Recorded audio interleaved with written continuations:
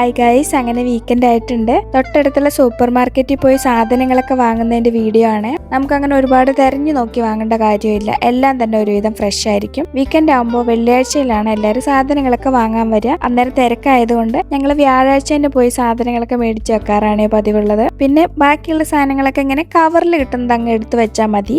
ആകെ ഡൗട്ട് ഉണ്ടാവുക മുട്ട മേടിക്കുന്ന സമയത്താണ്. അത് ശരിക്കും ഡ്രസ്സ് എടുക്കാൻ പോകുന്ന പോലെയാണ്, കളറും സൈസും മീഡിയം ലാർജ് എന്നൊക്കെ പറഞ്ഞ്. പിന്നെ അതിന്റെ ബ്രാൻഡും പ്രൈസും ഇതൊക്കെ നോക്കി വേണം മുട്ട മേടിക്കാൻ. ഫ്രൂട്ട്സിന്റെ സൈഡ് നോക്കുവാണെങ്കിൽ ഭയങ്കര സന്തോഷമാണ്. നമ്മുടെ ചക്കയും മാങ്ങയും എല്ലാം അവിടെ ഉണ്ട്. പിന്നെ അറിയുന്നതും അറിയാത്ത ഫ്രൂട്ട്സ് ഒക്കെ അവിടെ തന്നെ ഉണ്ട്. വേറൊരു കാര്യമുള്ളത്, ഷുഗർ കട്ട് ആണെങ്കിലും 1-2 വീക്കെൻഡ് കൂടുമ്പോൾ 2 കിലോ പഞ്ചസാര എന്തിനോ ചെലവാകുന്നു, എന്തോന്നും ഒരു പിടിയില്ല.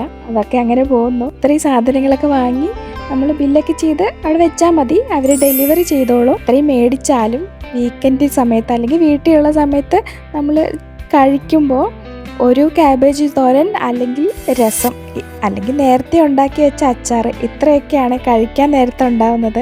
അതെന്താണെന്ന് അറിഞ്ഞുകൂടാ. അവിടെ നിന്ന് ഇറങ്ങി തൊട്ടടുത്തുള്ള പൂക്കടയും കൂടി കയറാനുണ്ടായിരുന്നു. റോഡ് ക്രോസ് ചെയ്താൽ മതി, രണ്ടും തൊട്ടടുത്തടുത്തുള്ള കട തന്നെയാണ്. ഈ പൂക്കടയിൽ കയറുമ്പോഴും നല്ല രസമാണ്.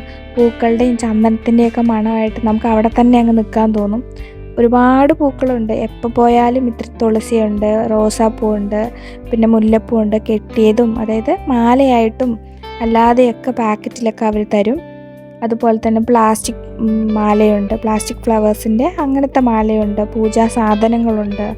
പിന്നെ കറുമുറു ഐറ്റംസ് ഉണ്ട് നമുക്ക് കഴിക്കാനുള്ള. നാട്ടിൽ കിട്ടുന്ന പോലെ അരിമുറുക്ക് അതൊക്കെ ഉണ്ട് അവിടെ. പിന്നെ ഫോട്ടോ ഫ്രെയിം, പിന്നെ അത്യാവശ്യത്തിന് വേണ്ട ഈ തുളസിയൊക്കെ മേടിക്കാൻ, അതൊക്കെ അവിടെയുണ്ട്. പക്ഷെ നമ്മൾ ആ ഭാഗത്തേക്കൊന്നും നോക്കിയില്ല, പൂ മാത്രം മേടിച്ചിട്ട് പുറത്തിറങ്ങി. പിന്നെ ഈ കാണുന്നതൊക്കെ പതിവ് കാഴ്ചയാണ്. ഈ കാറ് വറക്കുന്ന സ്ഥലവും ഈ പച്ചപ്പും ഈ ഒരു ബിൽഡിങ്ങുകളും ഇതൊക്കെ നമ്മൾ പുറത്തിറങ്ങി, ഇതെല്ലാം നമ്മളുടെ ഡെയിലി ലൈഫിൻ്റെ ഒരു ഭാഗം തന്നെയാണ്. ഇനി വീണ്ടും റോഡ് ക്രോസ് ചെയ്തിട്ട് വേണം നമ്മൾ താമസിക്കുന്ന ബിൽഡിങ്ങിലെത്താൻ.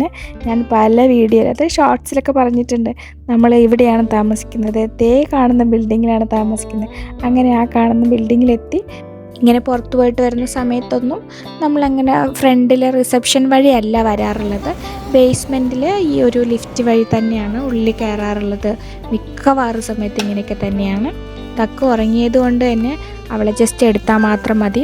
അല്ലേ പിന്നെ ഇവിടെ ലിഫ്റ്റിൽ കുറച്ച് എല്ലാ ഫ്ലോറിലും ഓരോന്നൊക്കെ പ്രസ് ചെയ്ത് വെച്ചിട്ടൊക്കെ ആയിരിക്കും നമ്മൾ അങ്ങോട്ട് എത്തുന്നത്. ഇന്ന് എന്തായാലും പെട്ടെന്ന് തന്നെ നമ്മുടെ ഫ്ലോറിൽ എത്തിയിട്ടുണ്ട്.